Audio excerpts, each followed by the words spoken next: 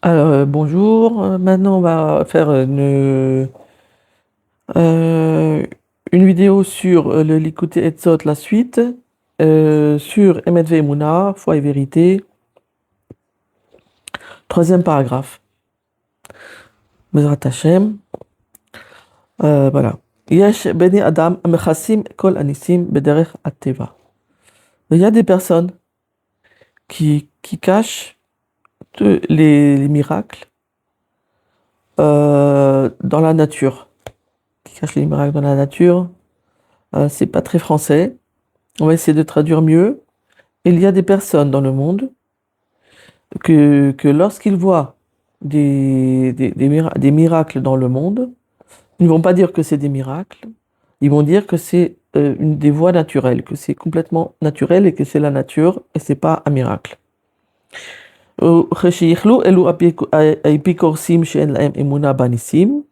Et quand vont disparaître ces apikoros, ces impies, qui n'ont pas la foi dans les nissim, dans les miracles, quand ils vont disparaître, ces personnes, la foi va se multiplier dans le monde.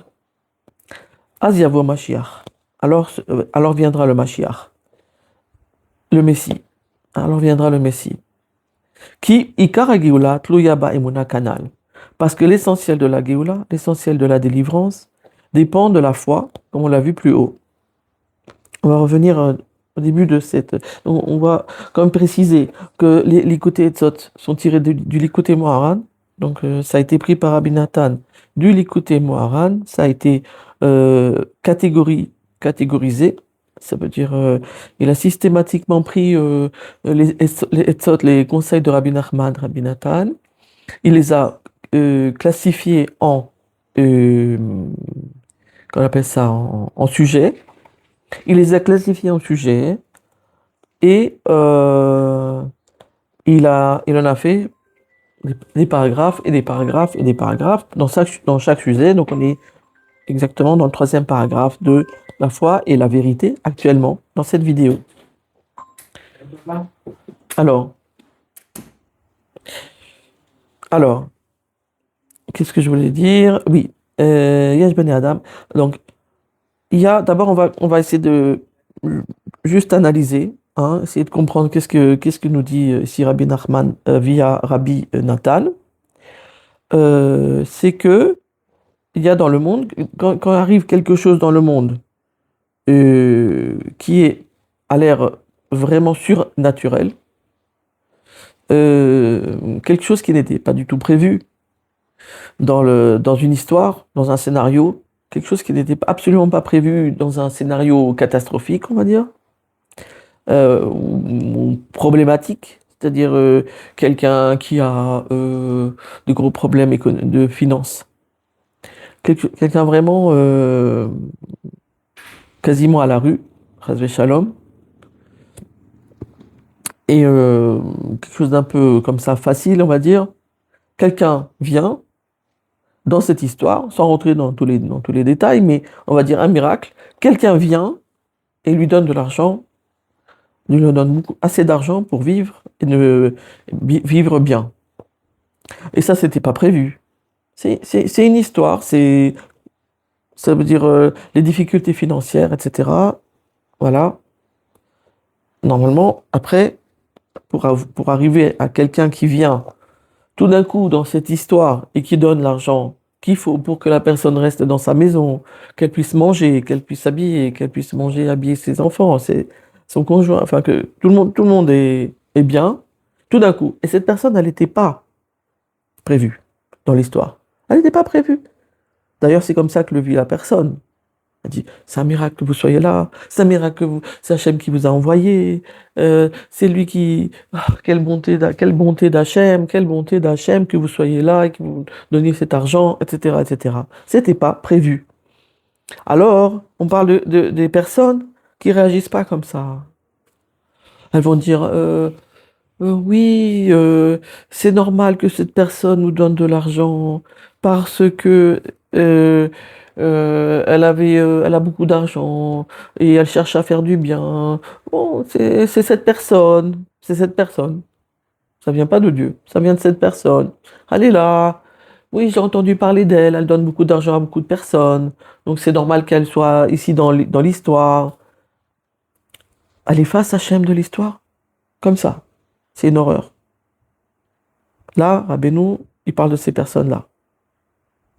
Des personnes qui effacent Hachem de l'histoire. Il dit c'est normal, c'est naturel, ça devait se passer comme ça, il n'y a aucune intervention. Ils ne veulent pas, ces personnes ne veulent pas que ça vienne de Dieu. Parce qu'ils ne veulent pas reconnaître qu'il y a Dieu. Ils ne veulent pas reconnaître qu'il y a le metteur en scène, qui est plein de bonté et qui sauve. Ils ne veulent pas. Ce qu'on appelle ici des épicorsim. Épicorsim, c'est apikoros. Apikoros, ça veut dire impie. En français, épicure, épicurien. Mais le sens, c'est quelqu'un qui nie Hachem, qui nie l'existence d'Hachem et qui nie son intervention à chaque instant dans le monde. Parce qu'il y a l'existence de Dieu, celui qui a créé le monde, et le même qui vient en tant que je fais exister le monde à chaque instant. Et d'ailleurs, il le renouvelle à chaque instant. C'est encore un autre moussag, une autre notion. On va revenir un peu ici sur les nissim et ceux qui les nient. Il y a des personnes qui nient les nissim. C'est un gros problème parce que ces personnes-là, elles déracinent la foi. Elles déracinent les personnes qui sont autour de c'est-à-dire l'environnement de ces personnes-là qui nient Hachem et qui nient l'intervention d'Hachem et qui nient sa main bonne dans le monde, son intervention dans le monde, sa bonté dans le monde, et ses miracles dans le monde. Hachem, il n'est pas là. Non, c'est l'autre, c'est normal, c'est la nature, c'est comme ça. Ça devait se faire. C'est automatique, c'est rien, il n'y a pas. Ceux-là, c'est un gros problème. C'est-à-dire, le conseil, un des conseils qui est dans ce conseil, il y a beaucoup de conseils dans les conseils de Rabbeinu, c'est fuir ces personnes. Dans le sens, au moins, ne pas les écouter, surtout pas les écouter. Si on peut, ne pas les fréquenter. Et si on peut sortir de leur rayon d'action et leur rayon d'influence, le faire. Que ce soit sur YouTube, ou que ce soit dans la vie réelle, entre guillemets. Oui, dans la vie réelle. C'est-à-dire un ami ou une amie qui nie systématiquement la présence de Dieu, l'intervention de Dieu dans le monde. Qu'elle nie que telle chose qui était absolument pas prévisible et vraiment pas, qu'elle nie ça, qu'elle nie que cette chose-là, ça vient de Dieu. C'est une folie. Il y a des gens comme ça, il faut d'une manière ou d'une autre, dans le sens, si on peut ne plus être dans leur sphère d'influence, tout de suite, se désabonner de la chaîne, si c'est une chaîne YouTube, si c'est quelqu'un qu'on fréquente, c'est pas évident. Il faut rajouter, on va dire, de la foi pour annuler le pas bon. Mais son souffle, c'est un souffle. Chez Rabbeinu, il y a une notion de souffle. Quand quelqu'un parle, il y a un souffle. Il y a un souffle. Et ce souffle, il rentre dans la personne d'une manière ou d'une autre, qui est en face. Et donc, un souffle d'impiété, de non-piété, c'est-à-dire, non, un souffle de non-croyance, un souffle qui efface Rasvé Shalom Hachem, c'est pas bon parce que ça rentre dans la personne et ça l'influence, celle qui écoute cette personne.